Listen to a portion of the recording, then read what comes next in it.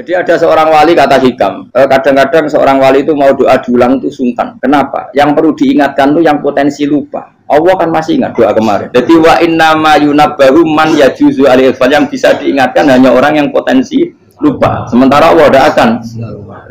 Tapi kan akhirnya doanya elik. Ya Allah kayak kemarin. Hari ketiga ya Allah kayak. Makanya menurut saya ilmunya orang hakikat itu juga ada sisi kriminalnya karena ya tadi. Tapi kamu ingkar ya keliru. Memang Allah gak mungkin lupa, ngapain kamu ingatkan? Makanya menurut saya Allah itu mangga terbaik, benar-benar Rahman Rahim. Mestinya nak Allah terbaik itu donga bedino malah ngamuk. Lah aku lagi tapi mbok eling dong. Tapi Allah itu ya maklumi ya dengan kekeliruan. Kita ini kan selalu keliru, donga terus ya keliru sebetulnya. Karena seakan-akan kan mengingatkan seseorang yang mungkin lupa. Wong Allah tidak pernah lupa kok, kamu ingetin terus. Atau kamu menggurui Allah, yaitu ya Allah nang sebadani kalau dia padahal nggak mesti maslahat bagi kamu. Dia orang mesti maslahat bagi kamu. Kalau kamu turun terus, pas minta itu karena tomak kamu, hadun nafsi kamu, serakah kamu, tapi nggak tahu diri pantas taura dengan permintaan. Kayak gue misalnya Jungo jadi wali, iso Allah tersinggung, bocor atau tirakat atau jalur jadi wali. Tapi gak Jungo ya Allah tersinggung, kira tahu Jungo. Jadi orang kalau tidak wali itu sudah keliru terus. Jadi gue di sepuro, tapi tak kira itu ada. Ya jajal gitu, ngajak wali kok sabtu kok dirjelang. Kira-kira Allah tersinggung ngapa nyembah? Kira-kira tersinggung.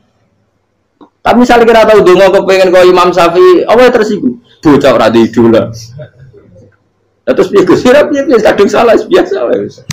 Wis bakat salah no. Bakat salah. Yes dongane sing gampang kae mesti bener. Rabbana dzalamna anfusana wa lam taghfir lana wa tarhamna lanakunanna minal khasirin. Artinya gini loh.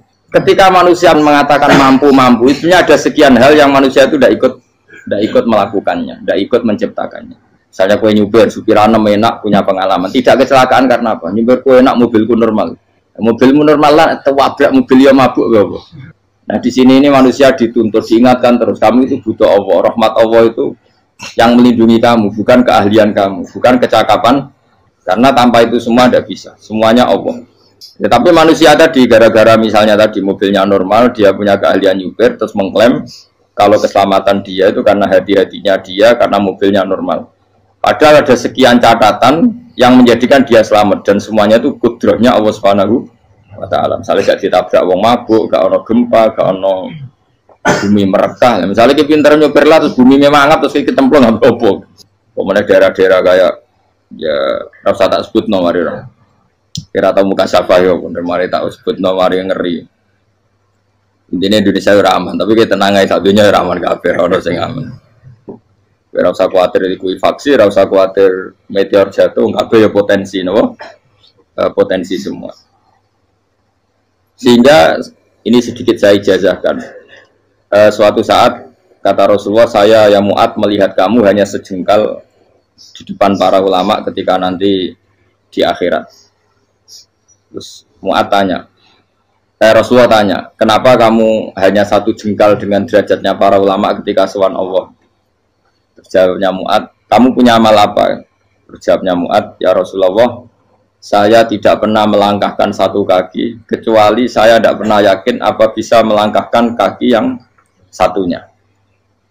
Dan saya tidak pernah mengunyah satu makanan, kecuali saya juga tidak pernah yakin apa bisa menelannya. Dan saya tidak pernah bernafas satu nafas, kecuali saya tidak yakin apa bisa nafas berikutnya. Saking dia tergantung ta'aluk semuanya sama kudrahnya Allah Subhanahu wa taala. Kalau kita ini kan sok. Kalau makanan sudah di depannya kayak pasti bisa makan. Kalau dia sudah sehat jalan seakan-akan pasti bisa meneruskan. Padahal 0, sekian detik gue melaku dihantam mobil ya selesai. Misalnya stroke ya selesai, tidak bisa jalan. Sehingga para wali-walinya Allah itu orang yang filah gotin min lahadzotai, setiap kedipan dia, setiap perilaku dia itu hanya ta'aluk ambil Allah Subhanahu wa taala. Itu yang disebut ya ayyuhan nasu antumul fuqara'u ila. Nah, kemudian resiko makom ini, ya semua makom tak ada resikonya. Resiko makom ini itu biasanya dia lupa doa. Kenapa lupa doa? Karena doa itu terdefinisikan. Tak wari ilmu hakik harus rungokno wis ra paham lah tak ulangno.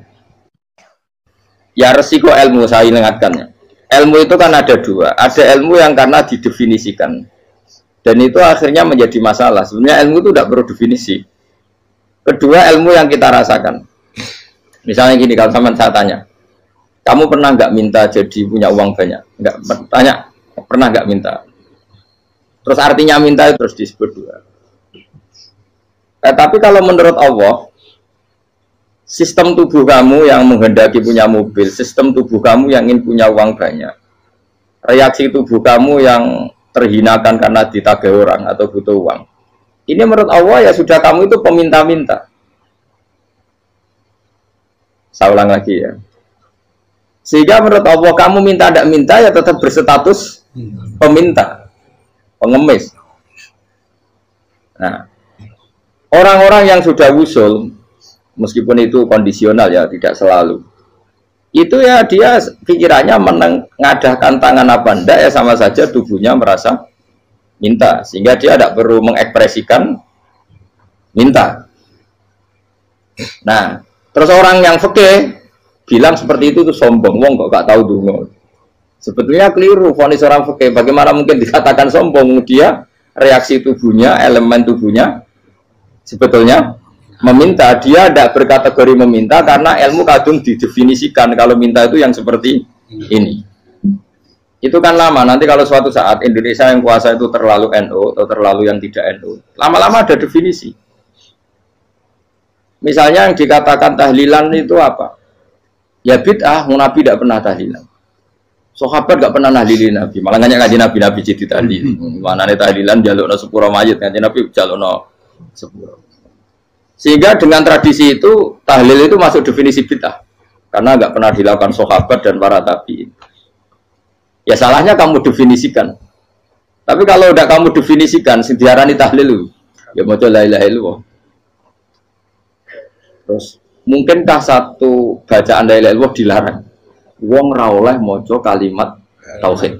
Jadi misalnya tahlil iku nafatno kalimat tauhid. Oke tok ora ngara iso dilarang tapi nak tahlil iku mitung dinane mayit kaya budo, sakane kriminal. Enak. Ya sudah seperti itu. Makanya banyak orang salah itu karena ilmu kadung didefinisikan. Nah, definisi itu sebenarnya tidak mengikat dalam banyak hal. Ini penting saya utarakan. Ya karena seperti itu. Makanya itu masalah-masalah besar antara kita dan firqah-firqah yang lain, masalah ahli sunnah, terus masalah yang lain-lain. Memang ya sudah seperti itu. Ya saya ulang lagi ya. Ketika Nabi Ibrahim mau dibakar Namrud, itu masyhur cerita itu. Dan kemudian jadi Nabi namanya Habib Syahid. Habib Syahid itu sebetulnya hanya ngutip Habib Abdul Haddad. Jadi syair itu sebenarnya ada di Diwanul Haddad. Apa? Diwanul Haddad. Diwanul Haddad itu syair-syair Abdul Haddad ketika beliau usul, beliau mukasyafah. Terus bagian dinyanyikan Habib Syahid terus jadi populer. Saya ulang lagi ya. Tubuh kita, misalnya kamu lapar, perut kamu kan mereaksi minta makan. Andaikan kamu itu Tuhan, kan kamu tahu bahwa perut kamu itu minta makan. Tanpa kita bilang, ya Allah saya minta makan, Allah tahu kalau reaksi tubuh kamu minta makan. Sehingga orang yang tidak minta pun asal makomnya makom yang ikror, mengakui kalau dia butuh, ya namanya sudah minta. Tapi fikih kadang mendefinisikan sing darane minta itu hanya madhep kiblat terus menengadakan tadi dan sebagainya. Ya sudah kita sebagai orang pengikut ya yang ikuti fikih, yang ikuti tasawuf sebetulnya itu definisi yang sepihak. Sehingga ketika Nabi Ibrahim mau dibakar Namrud, masyhur itu cerita itu. Beberapa hari mungkin bulan-bulan orang disuruh Namrud cari kayu sebanyak-banyaknya. Ketika kayu sudah terkumpul mungkin satu lapangan, Ibrahim mau dibakar. Pegawai Namrud itu bingung caranya mencalok Ibrahim. Mereka saking gedene napa? Api. Nak dicalok Pak Ado itu ratok tengah. Nak diparekno itu kepanasan. Masyhur. Terus setan zaman itu orang akeh dadi setan tenan. Saya kan duplikatnya sakit, jadi setan ratau muncul. Wong duplikatnya wis napa? Akeh. Singkat cerita setan itu muncul pura-pura jadi manusia terus ditemukan manjane. Manjane kayak semacam ketepil besar yang jadi mana ya dari kiai ketepil haram, mereka penemunya setan. Jadi ini tuh. Tapi nak manjanik penemunya setan itu betul. Walhasil terus dibikinkan satu manjanik semacam ketepil besar terus Ibrahim dilemparkan ke api. Lewat apa? Ketepil tadi idenya siapa? Setan. Nah ketika di tengah api itu unik. Kata malaikat Jibril datang terus tanya sama Ibrahim, ya Ibrahim, apa kamu butuh saya? Butuh. Alakah haja, apa kamu punya kebutuhan? Jawab Ibrahim, lah, saya tidak punya kebutuhan. Amma ilaika fala, kalau ke kamu ndak. Karena kamu makhluk, apapun keren kamu Jibril tetap kamu makhluk. Amma ilaika fala. Ndak, maksudnya butuh ke Allah nanti saya nyampaikan. Mana dinya Nabi Ibrahim, kalau Allah tidak usah kamu sampaikan ya sudah tahu. Gua be Jibril. Oh, anak gue ditekak kan. Ya saya ulang lagi, apa kamu punya kebutuhan? Alaka hajalah ama ilaika fala, kalau ke kamu ndak. Ndak maksudnya butuh ke Allah nanti saya sampaikan. Karena Jibril yang mentang-mentang dekat sama Allah dan tukang memberi informasi. Tapi kata Ibrahim, kalau ke Allah sih nggak perlu kamu, dia sudah tahu. Nah itu terjadi namanya Habib Abdul Haddad Masyhur itu apa? Hasbi min su'ali ilmuhu bihali. Jadi cukup ilmunya Allah itu menjadikan saya tidak perlu minta. Hasbi min su'ali ilmuhu bihali. Jadi ada kondisi tertentu yang para wali itu, saya ulang lagi, kondisi tertentu yang para wali itu ya tidak minta. Tapi kalau itu ditiru jenengan semua ini jadi keangkuhan. Kenapa? Wes ora ndonga tangane ditenangkan. No, atine ora eling pangeran, kan akhirnya ra njaluk tenan. Lha iku aja niru wali-wali. Nah, wali-wali itu kan misalnya tangannya tidak menengadah tapi semua sistem tubuhnya merasa butuh sama Allah. Saya itu pernah ya. Tapi itu kondisional dan saya juga ngulang tidak mesti bisa. Ketika saya umroh itu pernah saya ada satu kondisi itu doa ya di putaran pertama terus. Di putaran pertama saya berdoa ya agak banyak di multazam. Putaran kedua mau berdoa sudah tidak berani lagi. Sampai ke-7. Hari kedua ya tidak berani, hari ketiga tidak berani. Nah seperti itu tidak bisa dibuat-buat meskipun saya juga agak ingin. Tapi ya pas itu ya nggak bisa. Gara-gara itu korban kitab hikam, ya kitab hikam yang terkenal. Kitab hikam itu pernah cerita gini. Rubbama dallahum al-adab ala tarkit tolak. Terus di antara makalahnya itu wa inna ma yunabbahu man yajuzu alaihil ikhfal. Tapi kamu jangan niru dosa kan.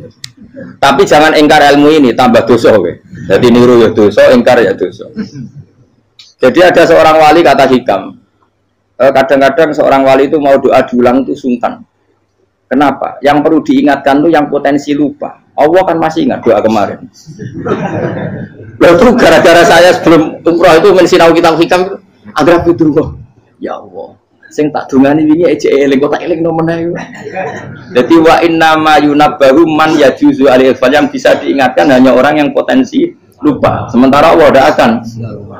Tapi kan akhirnya doane eling. Ya Allah kayak kemarin. Hari ketiga ya Allah kayak. Makanya menurut saya ilmunya orang hakikat itu juga ada sisi kriminalnya karena ya tadi. Tapi kamu ingkar ya keliru. Memang Allah gak mungkin lupa, ngapain kamu ingatkan? Makanya menurut saya Allah itu mangga terbaik, benar-benar Rahman Rahim. Mestinya nak Allah terbaik, itu mau bedino malah ngamuk. Lah aku lagi tapi kok eling dong. Tapi Allah itu ya maklumi ya, dengan kekeliruan. Kita ini kan selalu keliru, donga terus ya keliru sebetulnya. Karena seakan-akan kan mengingatkan seseorang yang mungkin lupa. Wong Allah tidak pernah lupa kok, kamu ingetin terus. Atau kamu menggurui Allah, yaitu ya Allah nang sebadani kalau dia akeh, padahal nggak mesti maslahat bagi kamu. Dia akeh orang mesti maslahat bagi kamu. Maka ada sekian contoh yang wali itu dibully pangeran. Saya sering cerita, banyak cerita wali itu dibully pangeran, digarap ya pangeran. Ini gara-gara salah dewi. Saya pernah cerita dan itu ada di hikam betul di kitab hikam. Itu ada. Ada wali itu tukang hamal itu manol di pasar itu tukang angkut.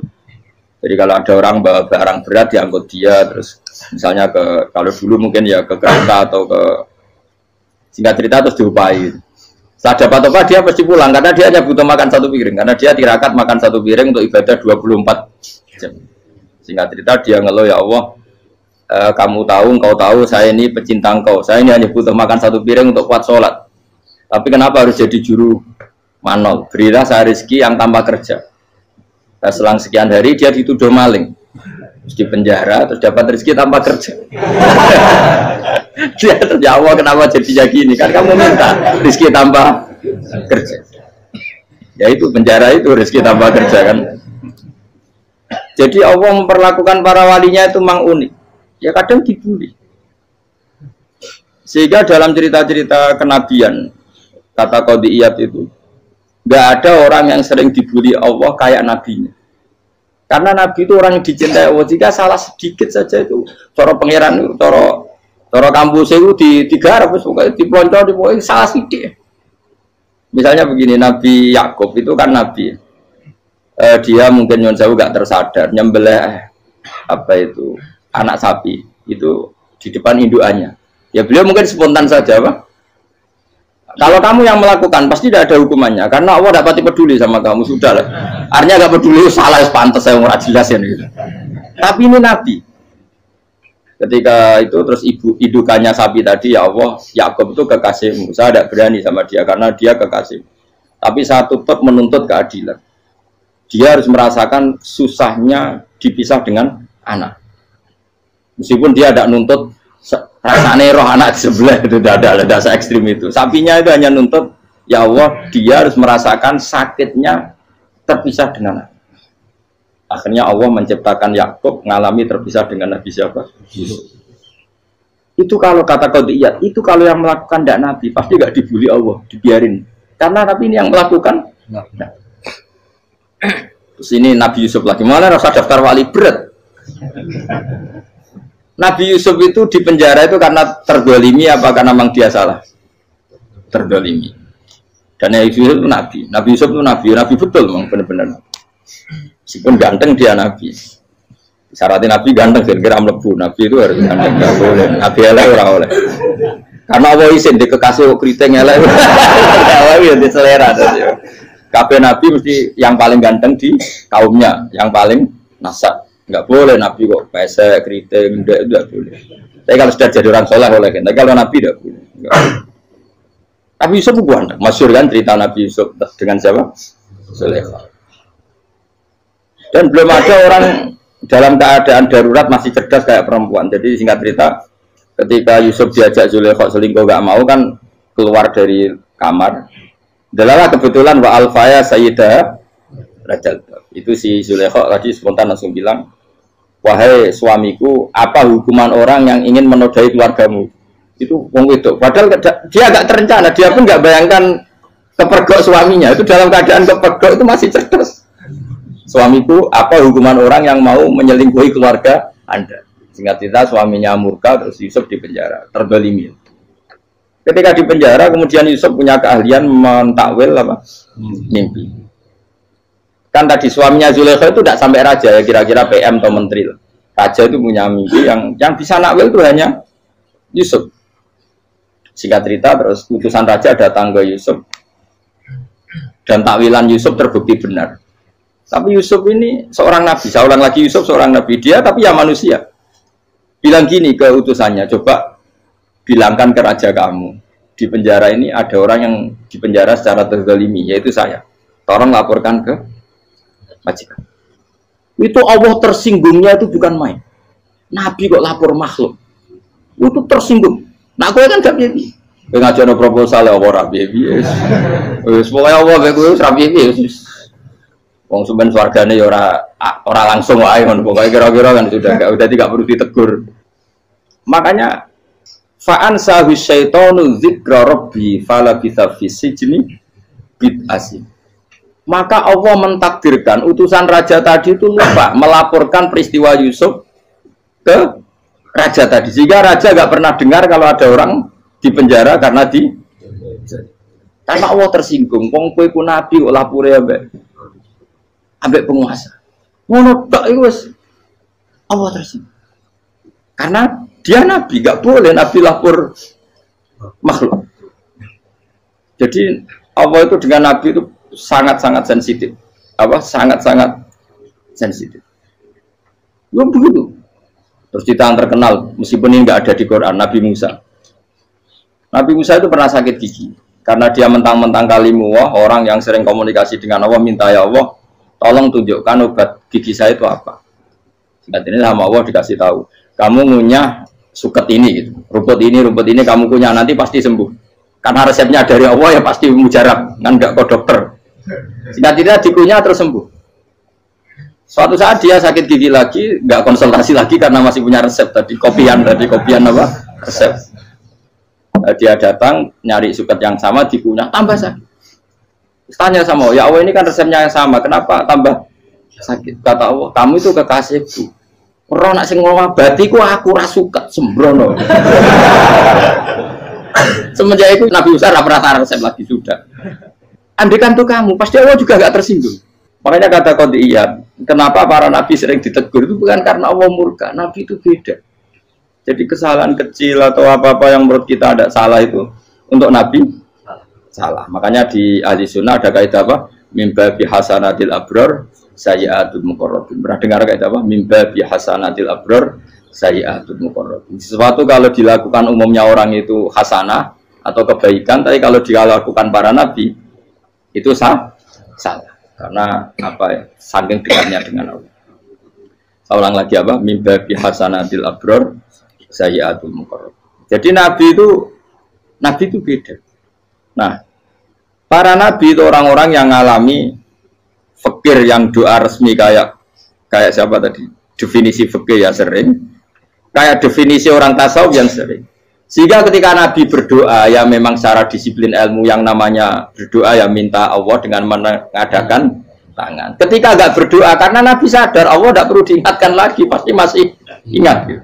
Jadi dua-duanya benar terus. Makanya Nabi itu lam yazal fitaroki, Nabi itu selalu naik derajatnya. Karena pas minta ya benar, pas tidak minta ya. Tapi kamu jangan niru dosa kan.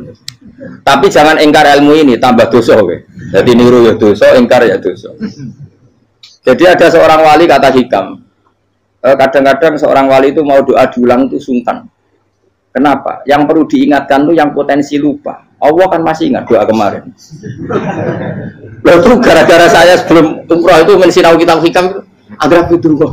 Ya Allah, sing tak dungani wingi ejek eling kok tak eling nomene. Jadi wa inna ma yunabbaru man yajuzu alaihi yang bisa diingatkan hanya orang yang potensi lupa. Sementara Allah tidak akan. Tapi kan akhirnya doanya elik. Ya Allah kayak kemarin. Hari ketiga ya Allah kayak. Makanya menurut saya ilmunya orang hakikat itu juga ada sisi kriminalnya karena ya tadi. Tapi kamu ingkar ya keliru. Memang Allah gak mungkin lupa, ngapain kamu ingatkan. Makanya menurut saya Allah itu mandat terbaik, benar-benar Rahman Rahim. Mestinya nak Allah terbaik, itu mau bedino malah ngamuk. Lah aku lagi tapi kok eling dong. Tapi Allah itu maklumi ya, dengan kekeliruan. Kita ini kan selalu keliru, donga terus ya keliru sebetulnya. Karena seakan-akan kan mengingatkan seseorang yang mungkin lupa. Wong Allah tidak pernah lupa kok, kamu ingetin terus. Atau kamu menggurui Allah, yaitu ya Allah nang sebadani kalau di diake, padahal nggak mesti maslahat bagi kamu. Diake orang mesti maslahat bagi kamu. Kalau kamu turun terus, pas minta itu karena tomak kamu, hadun nafsi kamu, serakah kamu, tapi nggak tahu diri pantas taura dengan permintaan. Kayak gue misalnya Jungo jadi wali, iso Allah tersinggung, bocor atau tirakat atau jalur jadi wali. Tapi gak Jungo ya Allah tersinggung, kira tahu Jungo. Jadi orang kalau tidak wali itu sudah keliru terus. Jadi gue di sepuro, tapi tak kira itu akeh salah. Ya jajal gitu, wali kok sabtu kok dirjilan. Kira-kira Allah tersinggung ngapa nyembah jadi? Kira-kira tersinggung. Tapi misalnya kira tahu dongo kepengen kau Imam Syafi'i, Allah tersinggung. Bocah ora di idola. Terus piye Gus? Piye kadung salah biasa wis. Wis bakat salah no. Bakat salah. Wis dongane sing gampang ae mesti bener Rabbana dzalamna anfusana wa lam taghfir lana wa tarhamna lanakunanna minal khasirin. Saya pernah punya kitab dan kitab itu menurut saya luar biasa. Bahkan ketika adu bully itu, adu cara mahasiswa itu kayak pelonconan itu. Nabi sama Nabi itu pengiran gitu dan itu Sekali yang satu salah melakukan disiplin ilmu, pangeran itu degradasi. Dan Allah memang mengancam gitu. Kalau kamu melanggar ini, la biton namin diwani nubuah. Nanti la amkuan namin diwani nubuah. Kamu saya hapus dari buku kenabian. Tes-tesannya ya lucu, pilihannya begini. Kata Nabi Musa kan ditanya. Ketika dia khutbah ditanya orang, siapa orang paling alim ya Nabi Allah? Sekarang orang paling alim itu siapa? Nabi Musa jawab, saya kan. Ya itu Allah tersinggung karena wong kok mletene ngono. Tapi andai kan Nabi Musa kok jawab Fauzi itu salah, tambah salah meneh. Atau enggak Ruhen, malah salah meneh. Tapi jawab Musa ya salah. Saya Gusti, saya kan. Orang paling alim siapa? Saya. Terus Allah memperingatkan Musa, ada seseorang yang lebih alim ketimbang kamu. Coba kamu harus ketemu dia. Ketemu dengan cerita ketemu Nabi siapa? Khidir. Terus dalam 3 sesi ini, 3 babak ini buli-bulian. Nabi Khidir itu dalam 3 babak ini selalu kelihatan salah. Di antaranya adalah cara sekarang ya mungkin di gonjak sepeda motor atau perahu kalau dulu yang menggratisi dia numpangi sepeda motor malah spionnya dicopot gitu. Spionnya dicopot, dirusak. Tapi Musa kan sudah digratisin malah rusak yang motornya yang apa? Menggratisin. Nabi Khidir masih tenang. Kamu tidak paham. Ya, Nabi Khidir mesti tidak kamu tidak paham. Itu kata Syurrahul Hadis termasuk Ibnu Hajar Al-Asqalani bilang ini. Setelah itu kedua membunuh anak kecil. Musa tambah marah. Anak yang belum punya dosa kok kamu bunuh. Sampai 3 kali ada 3 peristiwa. Itu kata Syurrahul Hadis. Andai kan Musa kok diam tidak protes, maka dia akan disalahkan Allah. Karena dia berarti membiarkan kemungkaran di depan matanya tanpa reaksi. Jadi sebetulnya ketika Musa berontak itu Nabi Khidir, Nabi tenan gitu. Jadi itu kan unik. Tapi berontak itu disalahkan. Jadi angel sandi tes-tesan jadi Nabi itu angel. Misalnya kok Nabi Musa itu kayak model santri Jawa Timur. Nabi Khidir salah, nggih derek mawon. Iya ora nabi jero barang mungkar. Menengae.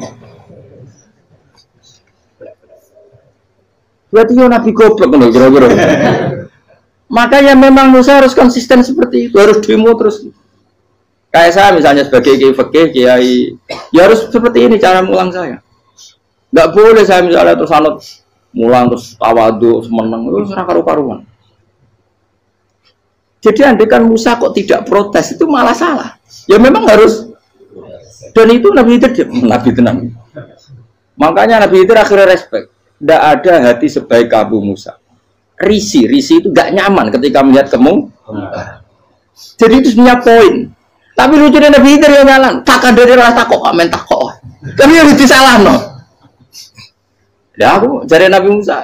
Ya jajal, gawe peristiwa meneh aku tak sabar rata kok. Bareng. Kok jajal neh. Bareng dijajal ya protes meneh. Bareng protes meneh, tinggal 1 kali kesempatan. Kowe takok meneh wis ora dadi muridku. Dikasih kesempatan lagi ya protes meneh dek nomor. Tapi itu justru itu menjadi kelebihannya Nabi Musa karena syarat seorang nabi adalah al-musara'ah ila inkaril munkar kata Ibnu Hajar Al-Asqalani. Syarat seorang nabi adalah secepat mengingkari sesuatu yang mungkar. Enggak boleh. Ya toh kan misalnya kita jadi murid terus gurumu itu gandeng artis atau gandeng penyanyi dangdut. Nggih derek mawon.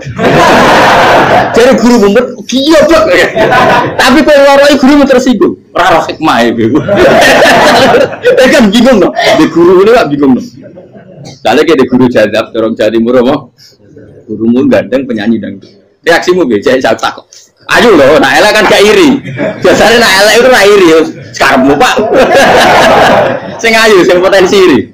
Kira-kira reaksi kamu itu milih derek mawon apa berontak? Gue nak gurumu wong alim, mesti nak pasti meneng. Muridku giyoblok tenan, gak sensitif. Roh barang mungkar dilakukan di depannya kok tidak reaksi, tidak protes, gak gebet tenan. Tapi lucunya guru mau nak protes ya, gak duwe akhlak gitu. Guru lagi senengnya kok rawat. Nah Nabi itu kan buli-bulian. Jadi Nabi Khidir dengan Nabi Musa itu tepat-tepat. Karena 2 orang ini sama-sama kekasih Allah. Itu Nabi Musa justru barokahnya itu dia tidak pernah kelasmennya di bawah Nabi Khidir. Semua ulama sepakat klasmennya Musa tetap di atas Nabi Khidir. Sehingga yang berlaku ya tetap ilmunya Nabi Musa, bahwa membunuh anak kecil tidak boleh, merusak perahu milik orang lain tidak boleh. Karena Allah tetap lebih respect dengan ilmunya Nabi Musa. Nabi Khidir tetap ilmunya nggak dipakai, meskipun dia disebut hakikat. Karena ilmunya Nabi Khidir ngani ngoyo.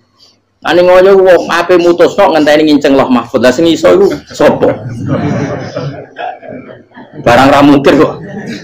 Mulane Nabi Khidir terakhir menutup kalimatnya wa ma fa'altuhu an amri. Dzalika ta'wilu ma lam tasdi alaihi sob. Aku dhewe nglakoni ini ya ora roh, wis ditakdir nglakoni ngene wae. Dadi Nabi Khidir ya ora paham. Jadi wa ma fa'altu an amri itu akhir kira-kira artinya saya sendiri tidak melakukan ini karena inspirasi saya sendiri atau keputusan saya sendiri. Tahu-tahu saya ditakdir melakukan.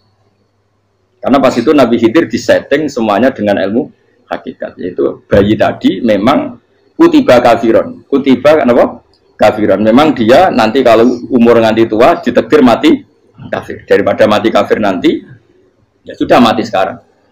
Tapi nggak mungkin kan ada syariat daripada soben beling pateni ke cilik. Orang syariat tetap ikut Nabi Musa. Makanya kata Ibnu Hajar Al-Asqalani itu uniknya Allah sama para wali-walinya. Waliku klirullah itu tuh disenangi pengen. Terus pengenan nabi ini yo kecil-kecil kan, yo panjang wong. Terus keempat kan. Tadi kan saya punya contoh 3, ini contoh keempat, ini terakhir. Kagian kok ilmu merah cukup tetap malah bingung nggak? Nabi itu minggat itu boleh tidak? Tanpa pamit, minggat itu pergi nggak pamit itu boleh tidak? Tidak boleh. Rasulullah meskipun kayak apa disakiti di Mekah itu tidak pernah minggat, tidak pernah hijrah. Saya ulang lagi, karena butuh izin. Tapi Allah pernah punya kekasih yaitu Nabi Yunus. Nabi siapa? Yunus. Itu Quran meredaksikan ya abako. Abako itu terjemahnya apa? Minggat. Kalau pergi itu bahasa. Tapi ini Allah meredaksikan itu abako. Abako itu ya minggat. Nabi Yunus itu dakwah di daerah Nainua. Nainua itu ya Babylon sana. Kampungnya namanya Nainua. Ya daerah Babylon. Babylon itu kalau di geografis modern ikut Irak. Ikut mana? Irak. Jadi Kufa, Basra, Babylon. Terus siapa itu yang mengalahkan pasukan Yahudi dulu itu Buktanasor, Hebugat, Nazir itu ikut mana? Babylon, apa? Babylon. Bama unsila alal malaka ini di Babila Harutama. Makanya kalau ulama-ulama melihat Irak kacau sampai sekarang itu tidak kaget. Irak itu Ardun Mal'unah kalau di kitab-kitab. Bumi yang memang sudah terlaknati mulai dulu. Sehingga ketika ada kasus Saddam Hussein sekarang itu ulama tidak kaget. Zaman Rasulullah Sugeng itu Irak itu termasuk sudah bumi yang guna keazalah. Jadi di sana pasti banyak fitnah. Fitnah pertama yang dicatat sejarah adalah Mautul Husain, apa? Kabudutnya Said siapa? Husain di Karbala. Era Imam Syafi'i adalah zaman mifnah, ulama dibantai karena dipaksa mengatakan Quran apa? Makhluk. Terus konflik-konflik sampai era Saddam Hussein terus era sekarang jadi. Nah kita ini ulama sebenarnya tahu tarikh itu. Tapi di era modern kan dianalisis karena campur tangan ini itu ya sudah lah. Sebab goblok pun aja daripada ngebantah-bantahan malah kamu. Ibu goblok, ibu pinter. Nah sekarang kan analisisnya kan, wah ini ada campur tangan pihak ketiga diciptakan nih saunu ini. Ya kalau intelijen harus ngomong seperti itu. Kalau kita seperti ulama memang dari dulu dicap Nabi hunalika az-zalasil wal fitan. Saya teruskan. Nabi Yunus itu dakwai kaumnya itu lama sekali dan tidak iman. Nah semua nabi kalau kaumnya tidak iman itu diberi hak Allah ngancam akan adanya adab apa? Ngancam akan adanya adab. Nabi Yunus ngomong gitu terusin. Nanti kalau kamu tidak iman itu pasti kena adab. Anggap saja dia ngancam gitu sudah berbulan-bulan. Singkat cerita, adab baru tinggal 3 hari lagi. Ayo nang iman, tinggal 3 hari lagi. Ya kira-kira dia ngomong misalnya Ahad, berarti Ahad, Senin, Selasa, atau kamu milih Selasa ya Rabu, Kamis. Singkat cerita Ahad itu dia gak kuat. Wah semuanya kurang telung dino kaumku tetap orang iman. Mangkel asal minggat deh. Minggat itu jadi minggat kan nggak punya tujuan. So asal pergi jauh saja. Ada perahu, sekenanya dia naik saja. Namanya minggat nih. Kalau bawa bekal terencana, bawa visa, paspor kan plesir namanya.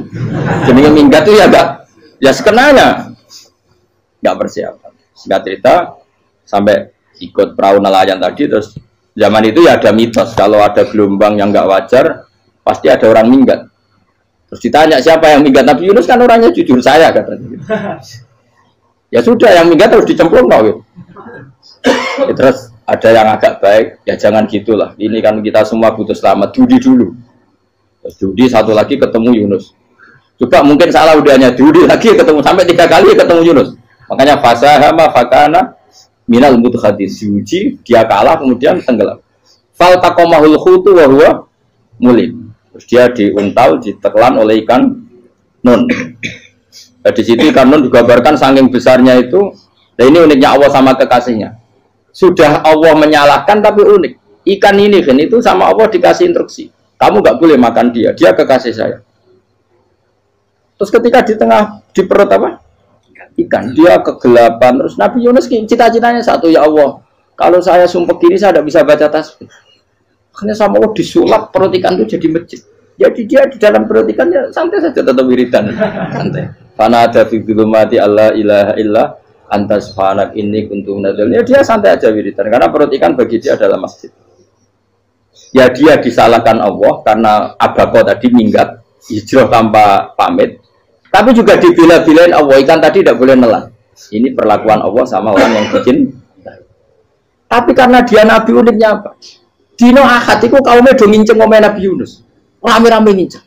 Lucunya cara nginceng gini. Nak Yunus neng omah berarti bodoh nih. Wong omah ana ada kok dene tengok-tengok. Buaran dinceng Nabi Yunus juga ada. Oh tenan ono ada. Mulane wonge rawani ning omah. Itu uniknya pangeran. Jadi mau dekne ora minggat ya salah. Mau dekne ora minggat berarti kaumnya jare apa ono ada ono gempa bumi liku faksi kok dekne ning omah. Lah nek ono tenan rak melayu, nyatane gak melayu. Jadi mbok Allah didesain minggat. Tapi nek minggat disalahno Nabi yo ora pamit. Makanya masyhur saya itu punya kitab karangannya Habib Alim Alamah, babanya Habib Anis, Habib Ali bin Husain yang ngarang apa? Ali bin Muhammad bin Husain karang yang disebut duror itu. Itu diantara doanya gini. Tapi jangan tiru loh, biar awali bro.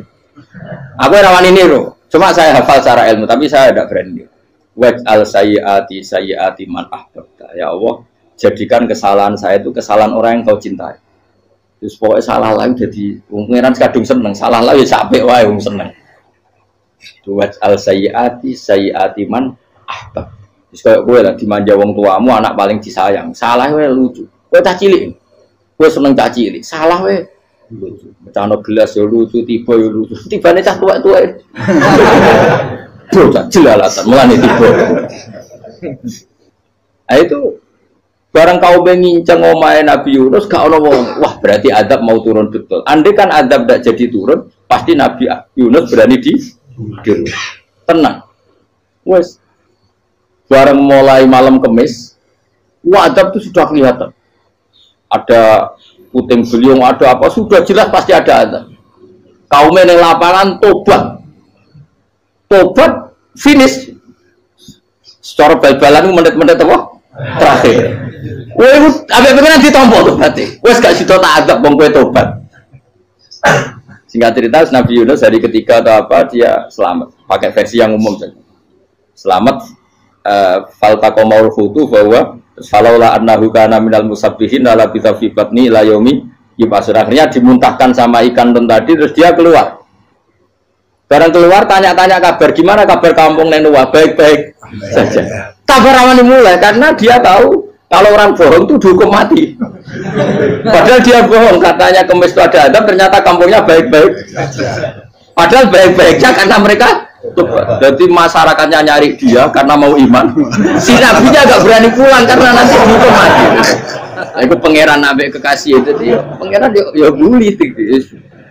Oh itu beda-bedaan, wong kekasih pangeran, aku yang ngerti itu langsung diadab.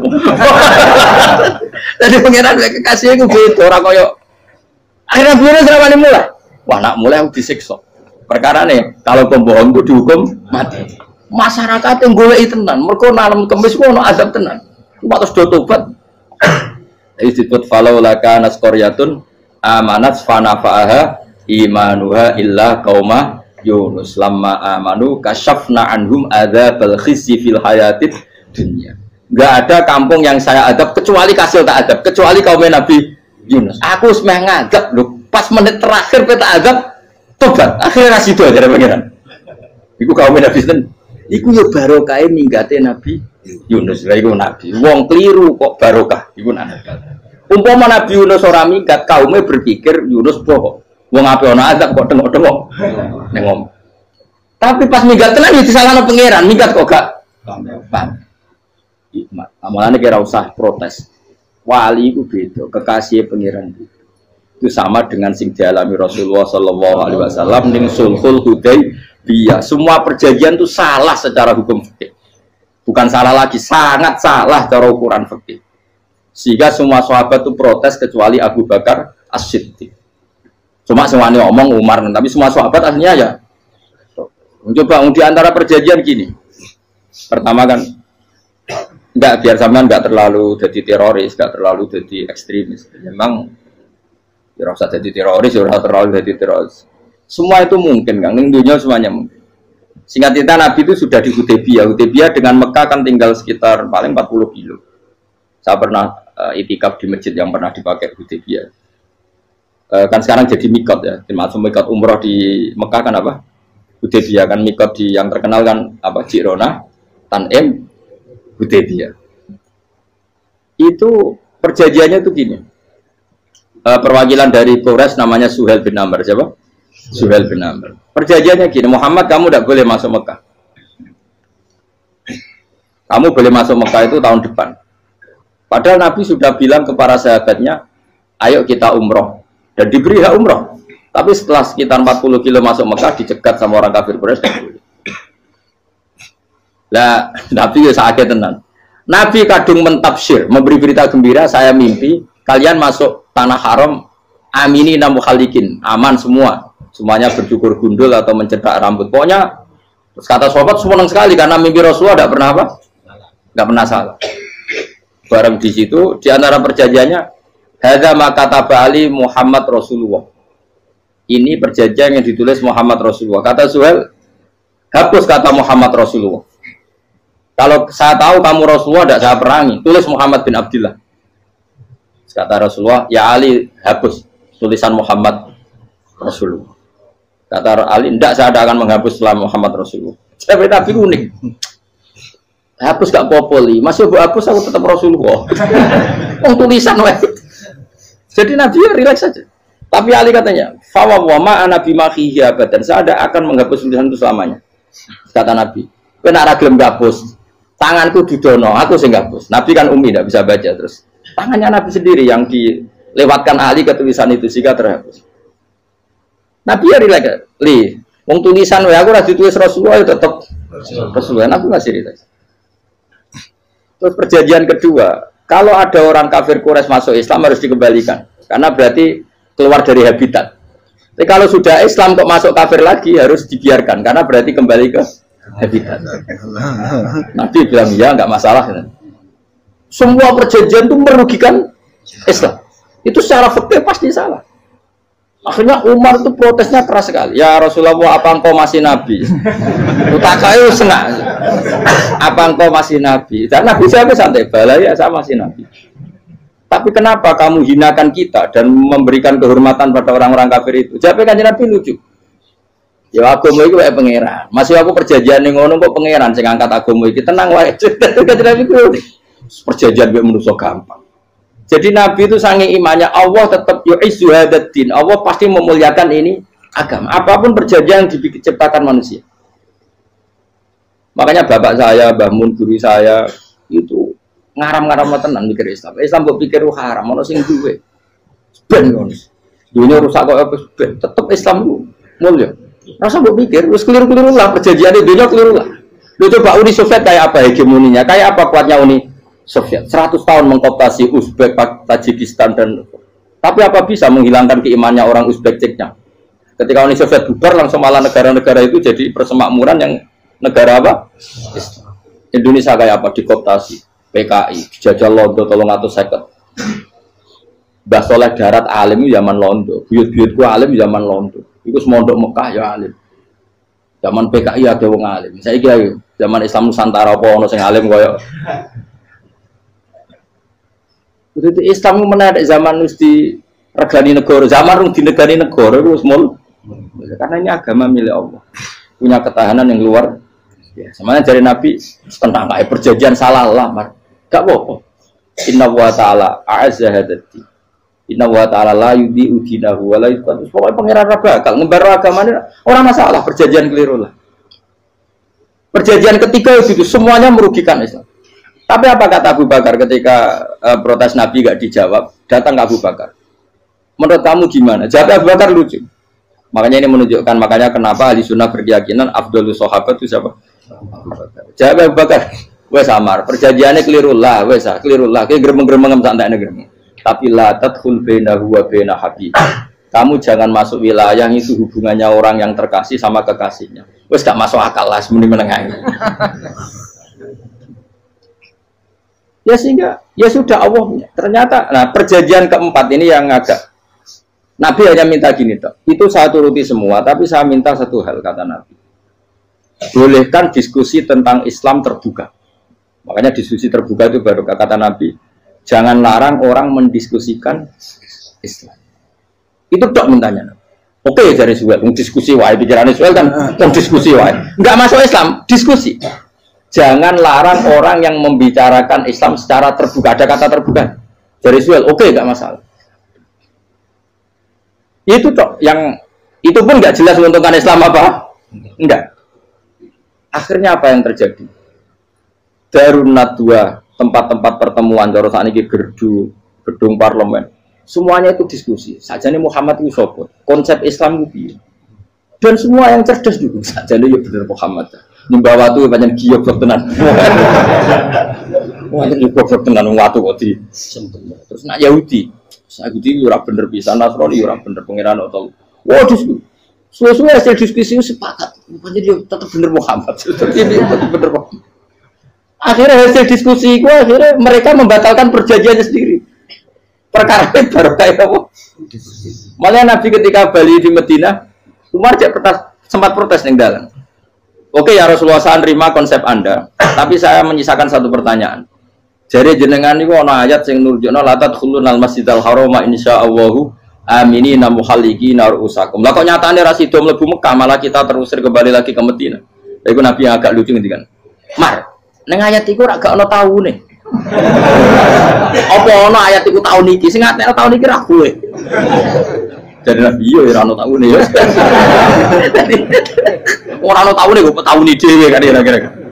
Ayat itu kan gak ana taune, Umar sing gear nafsiri tahun ini. Wong awam suatu saat kamu akan masuk Masjidil Haram. Tapi kan gak ada taune ayat itu.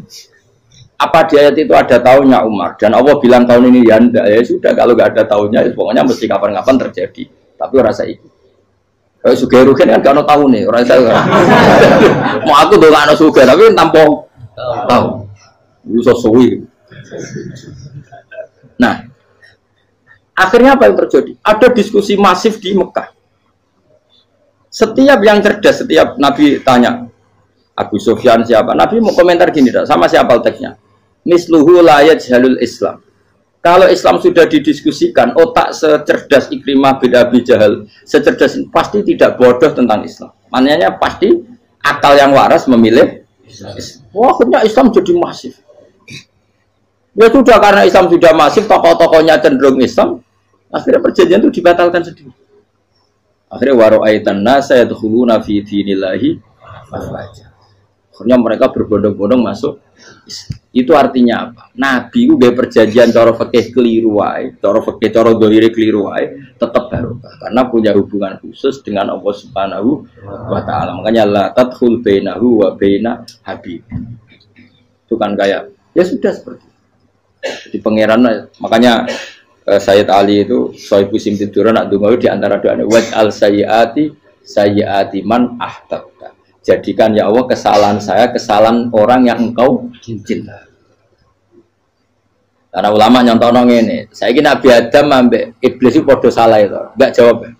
Padha salah, iblis itu salah bodori Nabi Adam salah dilarang mangan wit khuldi tetep mangan. Mau trimo rayuane sinten? Iblis. Tapi wong piye-piye pangeran seneng Nabi Adam.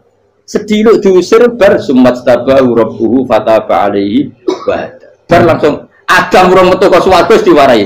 Damke kepengin tak sepuro nggih, tak warai dongane. Iblis tak diwarai. Mane kena donga, ngomong. Dadi ngene ke ya pokoke wong disenengi ku menang kan.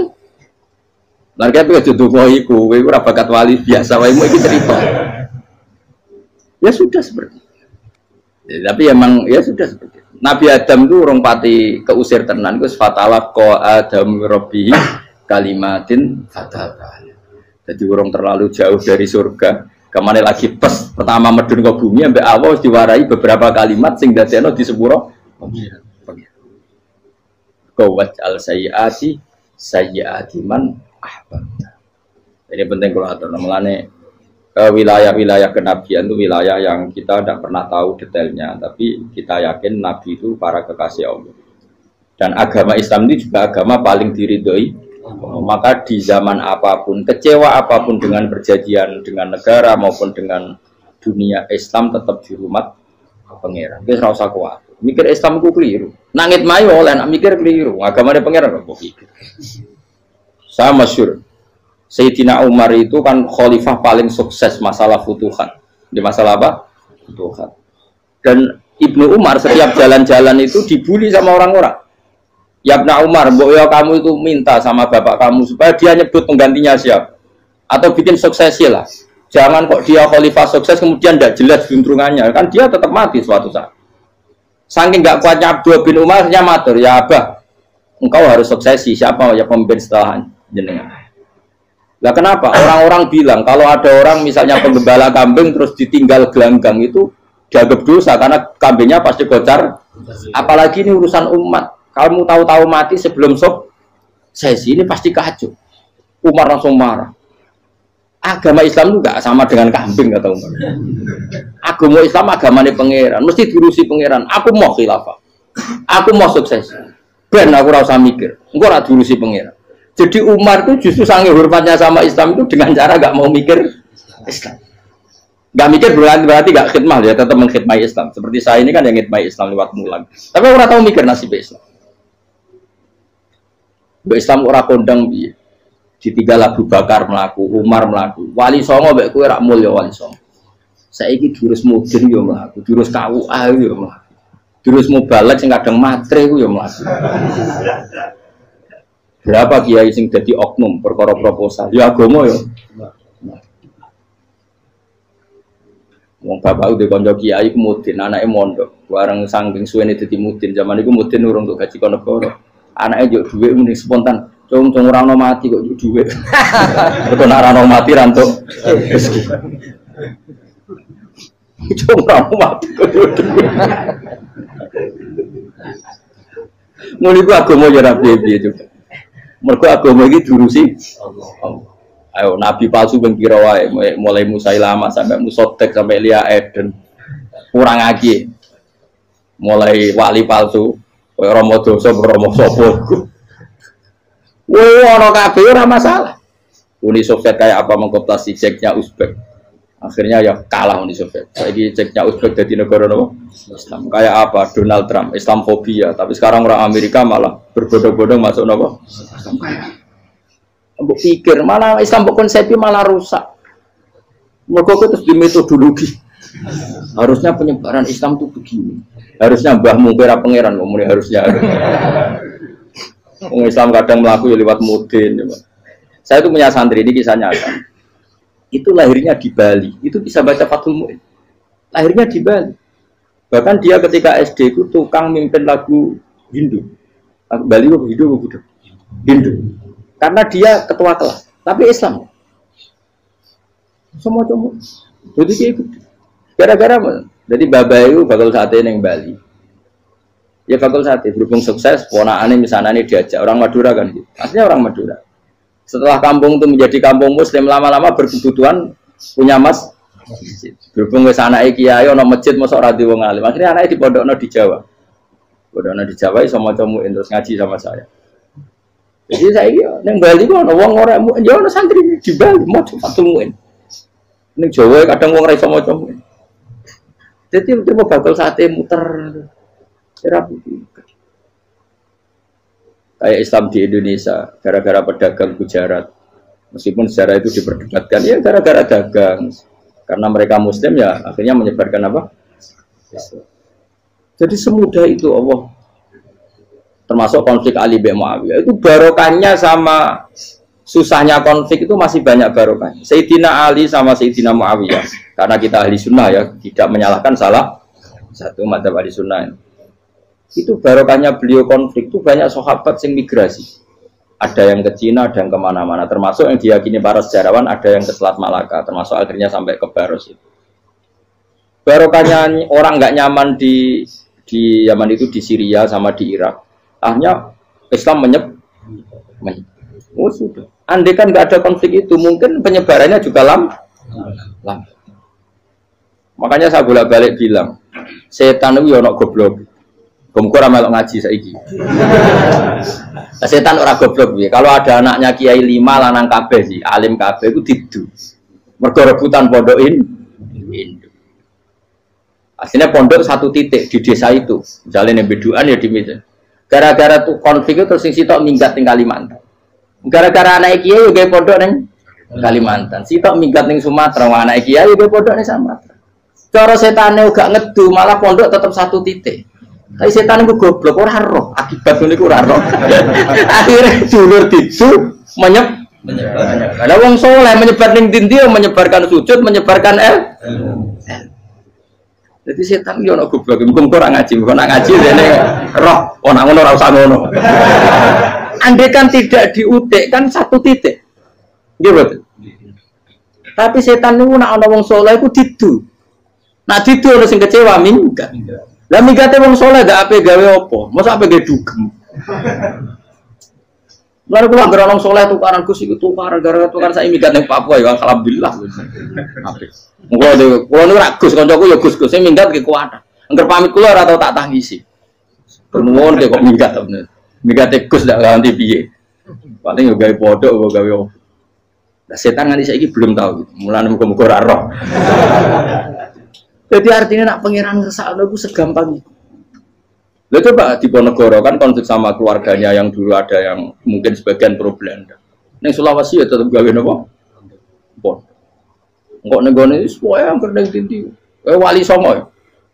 Sunan Kalijaga agak pati cocok mbek buyut Sunan Kudus. Rapati cocok akhirnya dakwah ning kidul di daerah kene. So akhirnya ono ya mono dakwah rong khatam terus dadi Islam macam-macam. Saja terus no.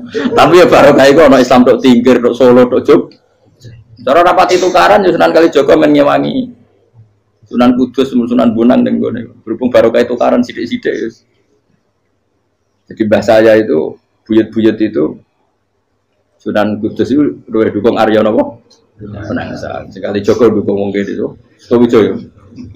Pokoknya kurang usah terus-terus. Wah, saya ingin Jogja diulang putus.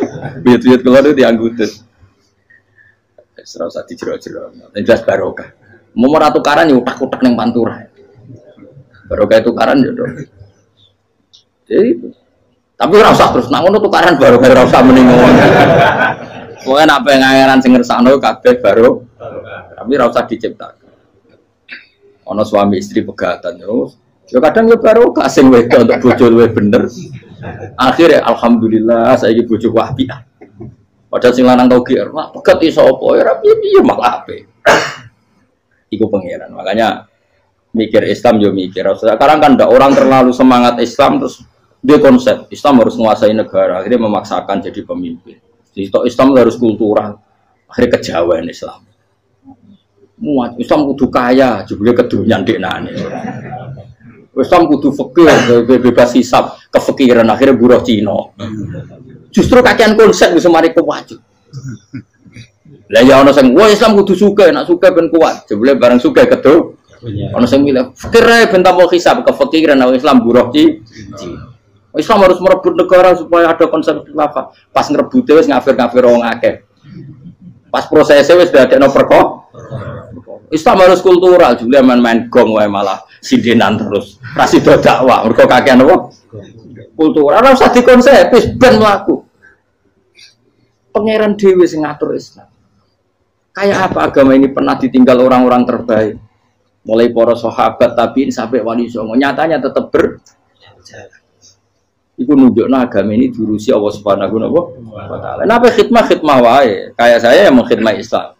Khidmah itu berbakti memberi pelayanan pada Islam. Tapi ra usah ngrasa mimpin Islam, apalagi membuat konsep untuk Islam. Justru konsep kita ini nanti yang merusak. Karena tadi ngendikan ulama-ulama wa inna minal ilmi ila jahlan. Kadang ilmu itu tetap melahirkan kebodohan. Kenapa? Ketika ulama ditanya innalil ilmi tuhyanan katuhyanil mal, karena ilmu itu punya keangkuhan, kelacutan kayak lacutnya harta. Misalnya gini, saya seorang faqih. Ditanya sesuatu yang tidak mendesak pun saya jawab hanya karena mempertahankan kredibilitas saya sebagai seorang faqih. Padahal jawaban saya itu malah bahaya bagi Islam. Misalnya gini, contoh gampang. Ada orang misalnya Ruhin baru tobat, dia sholatnya salah, rukuknya salah. Terus saya ditanya sama Fauzi, Gus sholatnya Ruhin sah apa enggak? Wong dia enggak memenuhi syarat dan rukun. Tentu saya sesuai disiplin fikih saya bilang enggak sah. Karena sujudnya ngongkrong atau dia sholatnya fatihahnya ada. Padahal andaikan saya ada jawab lebih baik. Karena apa? Bisa saja menurut Allah sholatnya dia enggak sah secara fikih tapi diterima Allah. Karena dari tidak sholat menjadi sholat. Itu kan ibarat begini. Orang makan tela yang agak-agak beracun, tapi tidak racun yang mematikan. Itu baik apa enggak? Ya tidak baik jawabannya. Tapi kalau bandingannya daripada tidak makan sama sekali, tentu baik makan. Nah, kesalahan itu yang, makanya kata Imam Ghazali, kesalahan itu yang dialami para fuqaha mu'asirun sekarang. Setiap pertanyaan itu dijawab. Dan ironisnya karena sesuai disiplin. Ya tidak bisa. Makanya saya pernah punya teman divonis dokter 2 bulan lagi mati. Terus teman itu gak doyan mangan. Tapi sarannya dia hidup kalau ada obat dari Jerman. Kalau ada obat dari Jerman dia hidup. Kalau enggak ya mati kan.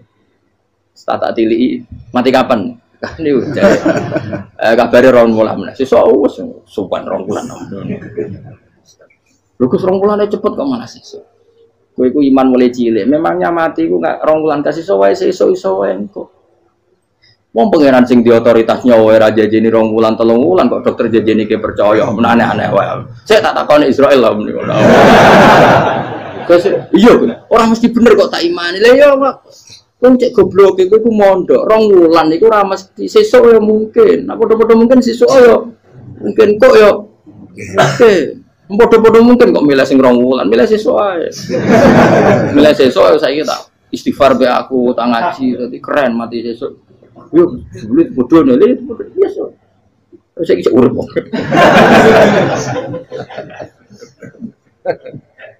Ya karena tadi sesuatu yang enggak otoritasnya itu kita ini kan jadi orang aneh. Agama mulai dulu mengajarkan kita beribadahlah kepada Allah seakan-akan kamu mati besok. Nak kowe santri tenan tanpa diancam mati 2 wulan iku nanya nak ibadah kok mati sesuk 2 wulan itu kesuwe. Lho kula nganti saiki perasaan kula nggih urip sedina. Mulane kula ndek 200.000 cara kula nggih kathah. Urip nganti sesuk ya ndek 200.000 aki ya. Ana wong butuh dhuwit akeh mergo nyangkone urip suwi. Terus kula agar, karena kula rapati seneng derajat, sesuk mati di derajat bareng sesuk. Ya kita mangka anak tamu tuh. Akhirnya dia terus mulai rileks, mulai sebelum malah ramati. Maksud saya itu kita makanya kembali lagi antumul fuqara'u ila. Kita ini butuh. Makanya kula suwun semuanya anut para nabi dan kalau ada kesalahan para wali, para nabi itu kesalahannya apa? Mimba bihasanatil abrar sayyiatul muqarrabin. Jadi nabi itu karena hubungannya dengan Allah sangat apa? Dekat sehingga hal-hal yang cara zahir itu salah tapi itu menjadi berkah dan kita tidak pernah tahu kayak apa sulhul apa? Hudaybiyah. Makanya kata Abu Bakar enggak ada sulhun a'dhamu minal Hudaybiyah. Enggak ada perdamaian yang lebih afdal ketimbang Hudaybiyah. Makanya saya itu termasuk ulama yang setuju misalnya di McGill di Amerika atau di Kanada itu kan ada Islamic Studies. Saya pernah ditanya, Gus, kalau ada sekolah perbandingan agama menurut kamu setuju enggak? Saya bilang enggak masalah. Yang penting asal yang dikaji itu Islamnya, bukan orangnya. Kalau yang dikaji orangnya ya copet Indonesia ya Muslim. Kadang koruptornya ketua partai Islam. Wonge kan macem-macem. Yang dikaji Islamnya loh, asal yang dikaji Islamnya. Jangan orangnya. Orangnya bulat-bulat. Wah, juara lah no. Juara. Karena pikiran saya niru Hudaybiyah. Ketika Islam didiskusikan secara masif, tetap yang unggul itu Islam. Makanya Rasulullah minta, tidak apa-apa, semua perkara saya setujui, cuma jangan larang orang mendiskusikan Islam. Artinya di Mekah, di Darun Nadwa, di pojok-pojok kampung, di perapatan-perapatan orang tanya, sebetulnya Muhammad itu maunya apa? Mereka ada yang bilang, ya Muhammad kepinginnya wong nyembah pangeran. Pangeran itu apa sih gaya langit bumi? Akhirnya sih itu, iya, pangeran di pantasnya sih gaya langit bumi. Pangeran ulah tahu saya apa-apaanan.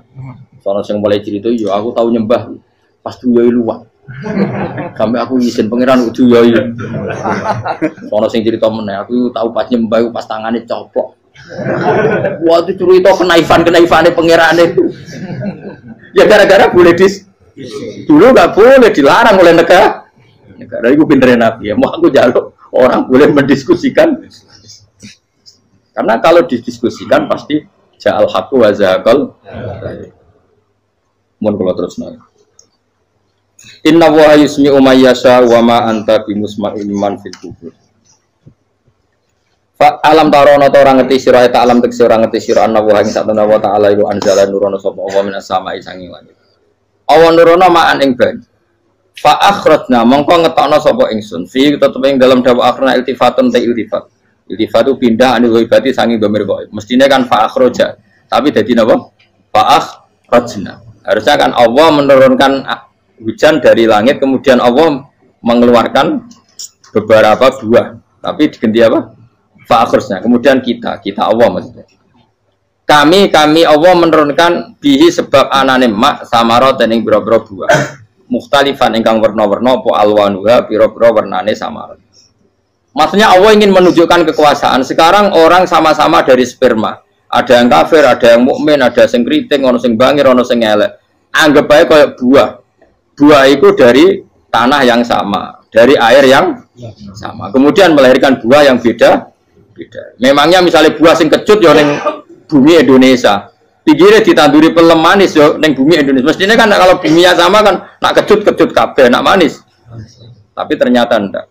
Allah bikin buah yang macam-macam rasanya, macam-macam warnanya dari tanah yang satu, dari air yang satu. Itu kenapa gitu? Ya saking kudrahnya Allah, saking kekuasaan Allah.